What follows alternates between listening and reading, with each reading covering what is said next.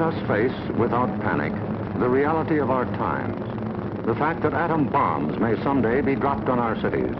And let us prepare for survival, understanding the weapon that threatens us.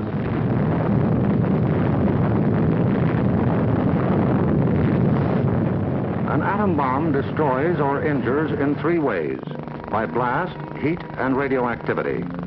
The blast of an atom bomb is its most important destructive agent. In Japan, whole buildings were flattened by its force. However, many buildings of sturdy construction, even though close to the explosion, remained standing. The principal dangers of blast are flying glass and debris,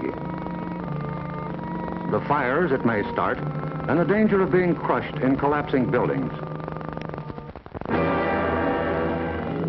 The atom bomb destroys by heat.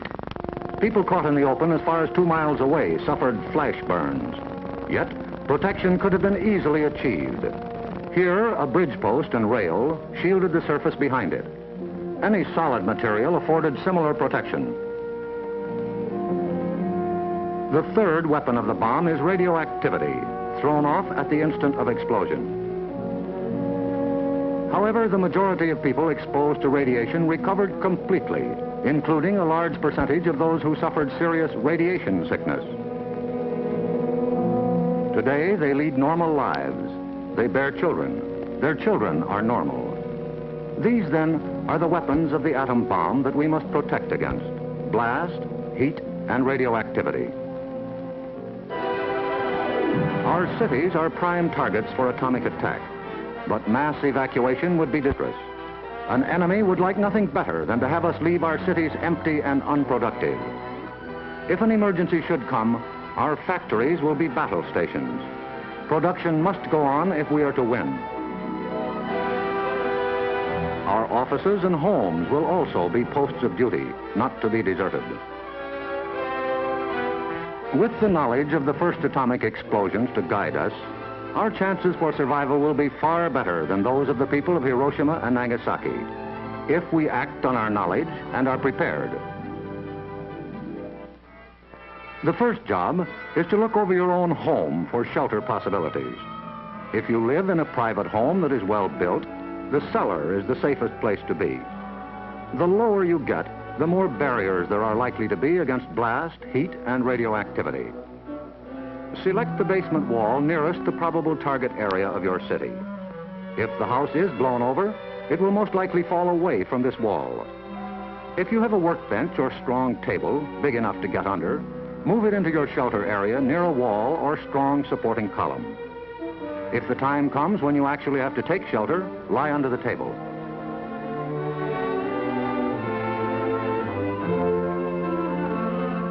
If you live in a home that has no basement, choose a shelter area without windows on the ground floor. An interior hallway is probably best. In time of emergency, the shelter area should be cleared of mirrors and other objects that might cause injury. If you live in an apartment house, rules for taking shelter will be posted in your building. Learn them. Also, learn the location of public shelters in areas where you work or frequently visit. There are many things you can begin doing right now. Fireproof housekeeping is one, so clean up that attic. Keep waste in covered containers. Don't let trash pile up in the yard. Set aside a small supply of canned goods. They're safe from radioactivity. Have a good flashlight on hand. Electric lights may go out. Keep a first aid kit and learn how to stop bleeding. Make a habit of keeping a bottle of fresh water handy. A radio will be important for receiving vital instructions. Finally, prepare the shelter area and collect all necessary shelter equipment.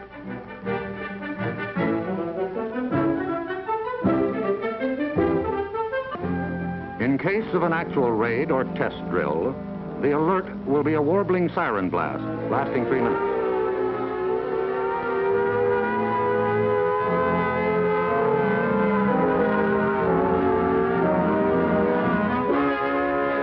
Once you hear this, act fast.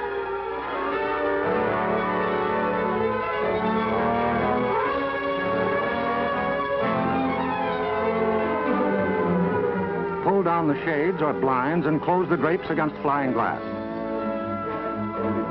Turn off the burners of your gas or electric stove. Disconnect any heating elements, such as electric irons, hot plates, or bathroom heaters.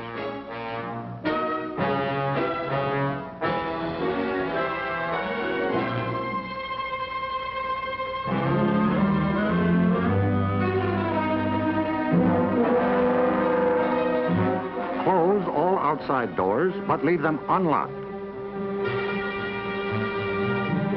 Turn off the gas or oil burners.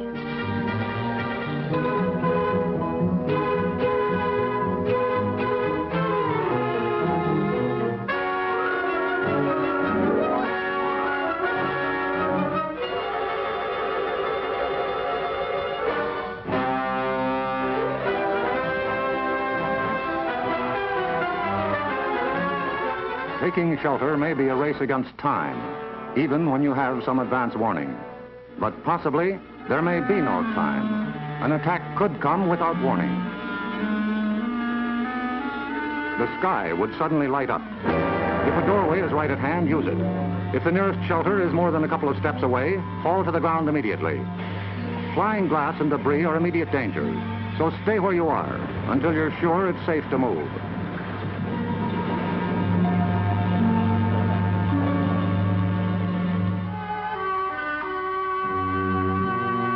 If you are at home when a surprise attack occurs, crawl beneath a table if it is very near, or drop to the floor with your back to the window.